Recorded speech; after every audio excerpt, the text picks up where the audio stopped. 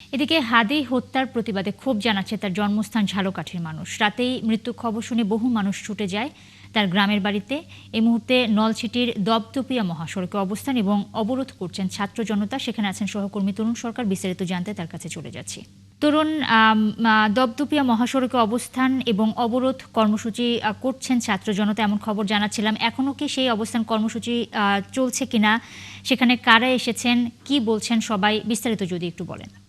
নুসরাত, প্রথমে একটু সংশোধন করে নিচ্ছি যে আমি এখন বর্তমানে রয়েছি ঝালকাঠি শহরের যে কলেজ বোর্ড, এই কলেজ বোর্ড এলাকায়। দপদপিয়ার যে জিরো পয়েন্টে যে সড়ক অবরোধ কর্মসূচি, সেই সড়ক অবরোধ কর্মসূচি তারা দুইটায় দেওয়ার কথা ছিল। তো দুইটায় তারা ওখানে যায়নি কেউ। এর পরবর্তীতে তারা ৩টা নাগাদ ওখানে ছাত্র জনতা গিয়ে অবরোধ করেছেন এবং সেই অবরোধটা এই এই মুহূর্তে ওখানে যেটি জানতে পেরেছে যে এখন সেখানে অবরোধটি নেই। কিন্তু ঝালকাঠির এই কলেজ মোড় এলাকায় এই সড়ক অবরোধটি কিন্তু বিকাল ৩টায় শুরু হয়েছে এবং এটি কিন্তু এখনো চলমান রয়েছে। এখানে যে ছাত্র জনতা আসলে এরা কিন্তু এখন সবাই জুলাই যোদ্ধার যে ব্যানার, সেই জুলাই যোদ্ধার ব্যানারে নেমেছেন এখানকার যে জনতা তারা। তো এই সড়ক অবরোধের ফলে এই যে খুলনা বরিশাল আঞ্চলিক যে মহাসড়ক, এই মহাসড়কে কিন্তু দীর্ঘ যানজটের তৈরি হয়েছে।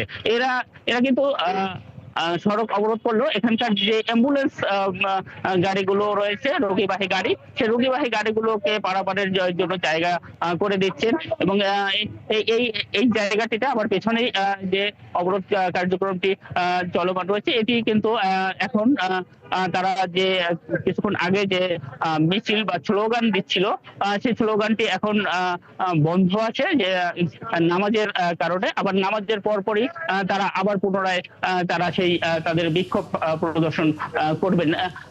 এখন এই যে রাস্তাটি কিন্তু চারদিকের 4টি রাস্তার মিলন স্থল এবং এই 4টি রাস্তায় কিন্তু বাঁশ দিয়ে আটকে দেওয়া হয়েছে, যার ফলে কিন্তু এই যানবাহন গুলো আর কোথাও যেতে পারছে না। এবং এখানের যে তরুণ সরকার, অনেক ধন্যবাদ আপনাকে। দর্শক, ঝালকাঠির কলেজ বোর্ড এলাকায় অবরোধ করেছেন ছাত্র জনতা, সেই খবর জানাচ্ছিলেন সহকর্মী তরুণ সরকার।